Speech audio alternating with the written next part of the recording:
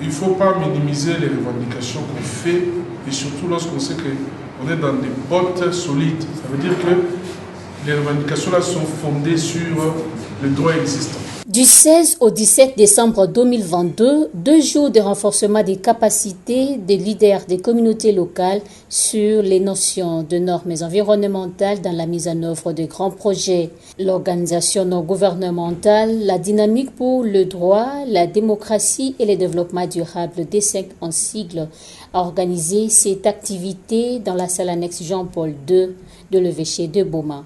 Les participants sont venus de plusieurs coins de la province du Congo central, tous habitants de villes et territoires qui longent le fleuve Congo. L'un des intervenants, Maître Germain Bambi, a abordé la notion sur les enquêtes publiques en matière environnementale, qui est une obligation légale et un préalable pour la mise en œuvre de grands projets. Vous savez, les grands projets de développement ont toujours eu des incidences sur le plan environnemental. Et nous avons estimé qu'il était quand même nécessaire de parler des mécanismes dans lesquels les enquêtes publiques environnementales se font par rapport à la loi. Parce que l'article 21 de la loi sur l'environnement oblige aux promoteurs des projets, à l'État congolais, de faire des enquêtes publiques environnementales afin de faire participer les communautés du milieu dans lesquelles le projet sera exécuté pour avoir leurs informations et avoir l'opportunité de donner leurs avis par rapport à ce qu'ils entendent faire dans leur milieu.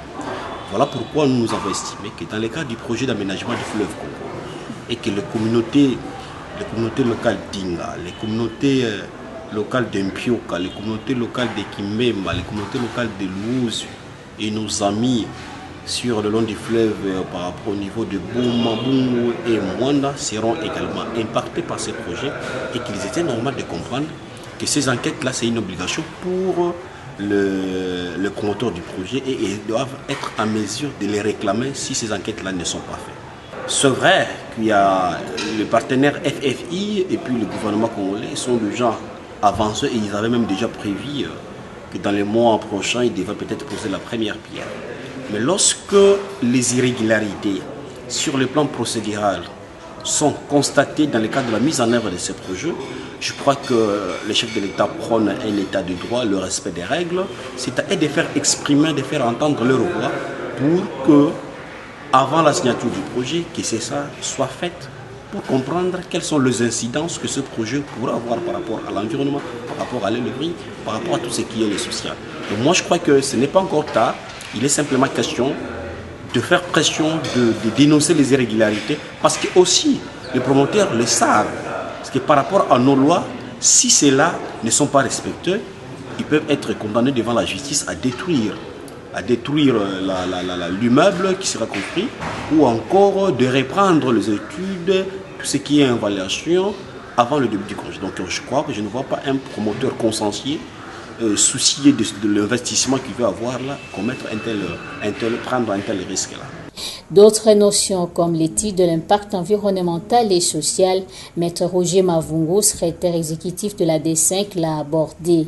Parmi les objectifs de cette étude, aider le maître d'ouvrage à concevoir un projet plus respectueux de l'environnement, permettre à l'autorité administrative de statuer sur le projet en connaissance des causes, informer le public sur les conséquences qu'entraîne la réalisation du projet sur l'environnement et lui permettre de jouer son rôle citoyen vigilant.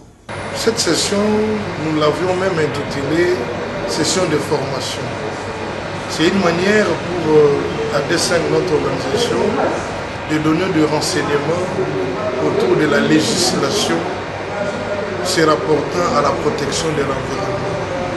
Parce que comme nous avons eu à le dire à une de mes interventions, parlant des études d'impact environnemental et social, que le projet, c'était un intrus dans l'environnement.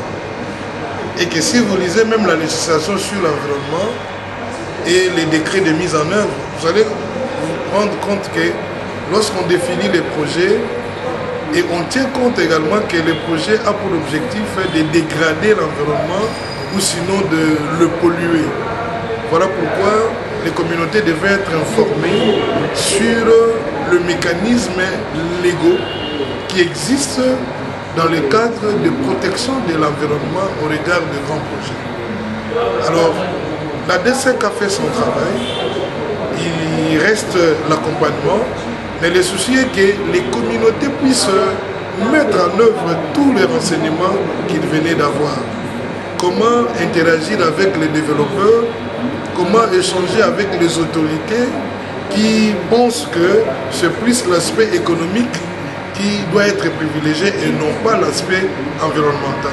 Maître Eric Kassongo, directeur exécutif de l'ONG Centre congolais pour le développement durable CODED RDC, a mis l'accent sur les principes fondamentaux pour la protection de l'environnement conformément à la législation nationale et internationale. À l'exemple de l'article 10 de la déclaration de Rio qui soutient la meilleure façon de traiter la question de l'environnement et d'assurer la participation de tous les citoyens concernés au niveau qui convient.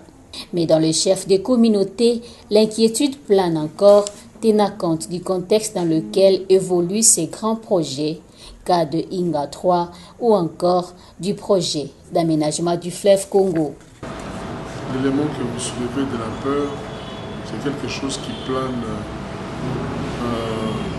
dans pratiquement toutes les communautés qui sont confrontées aux mêmes défis que ceux que nous avons décrits ici. Mais la réponse à cette peur, c'est justement d'insister sur le fait que la loi est là pour protéger tout le monde et que ça n'a jamais été une infraction lorsqu'on revendique un droit légitime qui est fondé sur une loi en vigueur. Et c'est le travail que nous faisons. C'est davantage marteler sur la question, c'est un travail de longue haleine. Il ne faut pas se fatiguer à répéter, mais aussi de les encourager eux-mêmes. Parce que vous voyez, il s'agit d'un noyau ici qui est venu pour suivre. Mais c'est très important que la masse qui est restée puisse aussi être à la page. Donc, si ceux qui suivent ici peuvent être en mesure de répercuter les messages et de cibler toutes les personnes qui sont en âge de comprendre, qui sont suffisamment matures pour maîtriser ces questions, je pense que cette peur-là va commencer à disparaître. Parce que la peur naît de l'ignorance. La peur naît de l'ignorance. Plus on est ignorant, plus on a peur. Mais lorsqu'on connaît, lorsqu'on parvient à maîtriser un certain nombre d'éléments, eh bien cette peur disparaît tout simplement. Et nous croyons que cette peur va disparaître et que les communautés auront la capacité de revendiquer leurs droits en toute légitimité. Une formation riche en enseignements, des échanges et jeux de questions-réponses ont permis aux participants de bien comprendre la matière et enrichir leurs connaissances.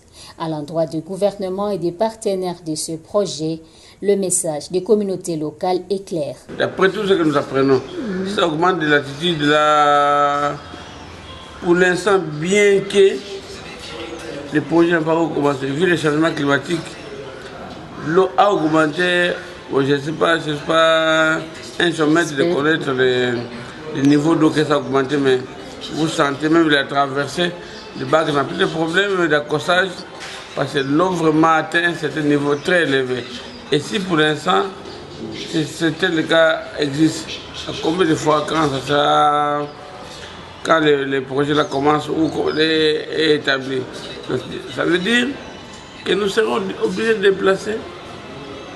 Parce que la grande cité vraiment serait atteinte. Parce que quand je vois les reliefs du village, bien qu'il y ait un peu de pente, tel que moi je suis au quartier 3, mais vu ce qui s'est passé en 2019 quand il y a eu de l'eau qui a augmenté un peu de hauteur, de pression, l'eau est arrivée à...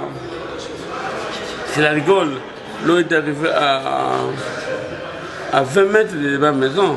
Donc, c'est ça l'inquiétude. Alors, je voulais dire qu'à mon avis, pour les partenaires, ils doivent vraiment nous aider de descendre sur le terrain, de faire de bonnes études, enfin. Parce qu'obligatoirement, ils seront en mesure de localiser une bonne partie de la cité. Quand je vais exécuter les projets, il faudrait que le gouvernement ait beaucoup de prudence d'envoyer une équipe de prospection, de voir à quelle hauteur il fait des calculs techniques très importants. Dans la cité de l'Ozu, nous avons des ponts. Seulement, comme je dis, l'autre pont était déjà sous l'eau. Tant bien qu'il n'y avait pas encore un projet. Et à combien de fois, si maintenant le projet est exécuté, à mon avis, ça serait vraiment très dur. Tous les élèves côté de la ville, c'est comme si on projet.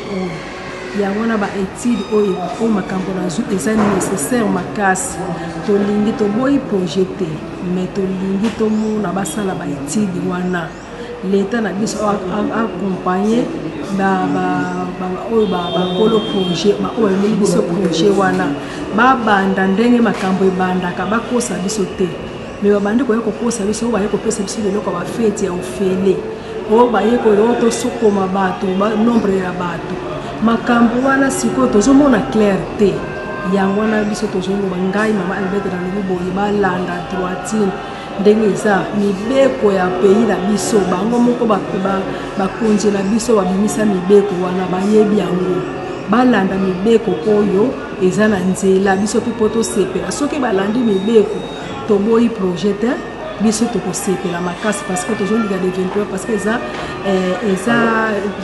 projet à chef de l'État.